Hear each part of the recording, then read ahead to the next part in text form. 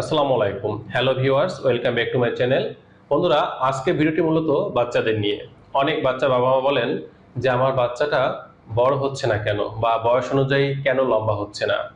তো বন্ধুরা, এই ক্ষেত্রে দেখা যায় যে বাচ্চা বাবা মার ছোট একটা ভুলের কারণে কিন্তু এমনটা হয়ে থাকে। আর সেই ভুলটা হচ্ছে অতিরিক্ত আদর করা বা বাচ্চাকে দীর্ঘ সময় কোলে রাখা। আপনি যখন বেশি সময় বাচ্চাকে কোলে রাখবেন বা বেশি আদর করবেন, তখন কিন্তু আপনার বাচ্চার স্বাভাবিক যে কাজকর্ম এটা ব্যাহত হবে। আপনি যখন আপনার বাচ্চাকে বিছানায় শুয়ে দিবেন, সে যখন শুয়ে থাকবে, তখন দেখা যাবে সে কিন্তু হাত পা নাড়াচাড়া করবে, তার শারীরিক কসরত বা ব্যায়াম হবে, সে কিন্তু পর্যাপ্ত পরিমাণে খাবার খাবে, ঠিকমতো ঘুমাবে, কান্নাকাটি কম করবে, এবং দেখা যাবে বয়সের সাথে সাথে সে কিন্তু আনুপাতিক লম্বা এবং তার যে বৃদ্ধি এটা সুন্দরভাবে হবে। কিন্তু আপনি যখন তাকে দীর্ঘ সময় কোলে করে রাখবেন বা তাকে দেখা যাচ্ছে যে কম বিছানায় শয়ে রাখতেছেন, তখন তার দৈহিক পরিশ্রম কম হচ্ছে, বাবু খেতে চাচ্ছে না, কান্নাকাটি করতেছে, এই সমস্যা দেখা দিচ্ছে। অনেকে বলবেন যে কোলে না নিলে বাবু কান্না করে। আপনি তাকে কোলে না নিয়ে সে যখন শুয়ে আছে তার কাছে আপনি যান, একটু কথা বলুন, একটু ঝুনঝুনি দিন, একটু তাকে সামনে একটু অঙ্গভঙ্গি করুন যাতে সে একটু হাসি খুশি থাকে এবং সে শুয়ে থেকে খেলাধুলা করে, তার কান্নাকাটি কমে। এই কাজটা করতে পারেন। বাচ্চারা যে শুধু কোলে ওঠার জন্য কান্না করে, বিষয়টা তো কিন্তু এমন নয়। বাচ্চারা কিন্তু সঙ্গী চায়, তারা চায় আপনি তাকে সময় দিন। আপনি যখন তাকে সময় দিবেন, বিছানায় শুয়ে থেকেও যখন সে দেখবে যে আপনি দুষ্টুমি করতেছেন, মজা করতেছেন, তখন কিন্তু আপনার বাচ্চা কান্নাকাটি কম করবে বা তার দৈহিক যে বৃদ্ধি এটা কিন্তু সুন্দরভাবে হবে।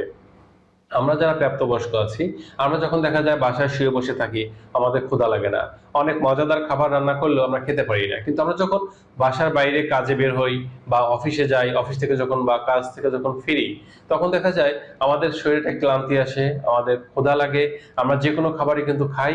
তখন দেখা যায় শুধু মজাদার খাবার হতে বিষয়টা এমন না, যে কোনো খাবার মুখে দিলেই প্রচন্ড টেস্ট লাগে বা আমাদের খেতে কিন্তু ভালো লাগে। যার ফলে দেখা যায় যে আমাদের শরীরের পুষ্টি বা বৃদ্ধিটা সঠিকভাবে থাকে। ঠিক বাচ্চাদের ক্ষেত্রে কিন্তু এমনটা হয়ে থাকে। আবার অনেক সময় দেখা যায় যে অনেক বাচ্চাদের নিয়ে কিন্তু আমরা ভুল কিছু কাজ করে থাকি। যেমন ধরুন আপনার বাচ্চার বয়স হয়তো 2 মাস বা 3 মাস চলতেছে, আমরা এই সময় বাচ্চাটাকে দাঁড় করানোর চেষ্টা করি বা আমরা লম্বা করে তাকে দাঁড় করাই। এটা কিন্তু কখনোই করবেন না।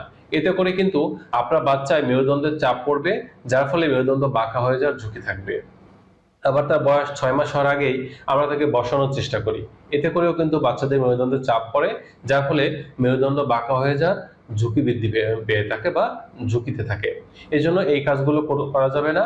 আরেকটা বিষয় হচ্ছে, আমাদের সবসময় মনে রাখতে হবে যে বাচ্চা তার যে স্বাভাবিক জীবনযাপন যদি আমরা করতে দেই বা বিছানায় যদি শোয়ায় রাখি, খেলাধুলা করে, তাহলে কিন্তু তার বৃদ্ধিটা সঠিকভাবে হবে।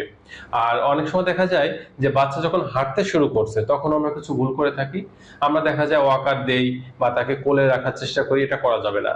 বাচ্চা তার মতো হাঁটতে শিখবে, সে উঠবে, পড়বে, খেলবে, এভাবে করতে করতে সে হাঁটা শিখবে। এতে করেও কিন্তু তার যে খাবারের চাহিদা বৃদ্ধি পাবে, তার লম্বা হওয়ার বিষয়টা কিন্তু স্বাভাবিক থাকবে।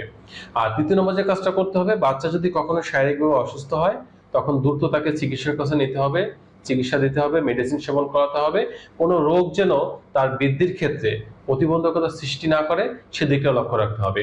অনেক বাচ্চা বাবা মা বলেন যে আমরা স্বামী স্ত্রী বা বাবা মা হিসেবে দুজন যথেষ্ট লম্বা, কিন্তু আমাদের বাচ্চাটা একেবারে লিলিপুটের মতো হয়ে গেছে।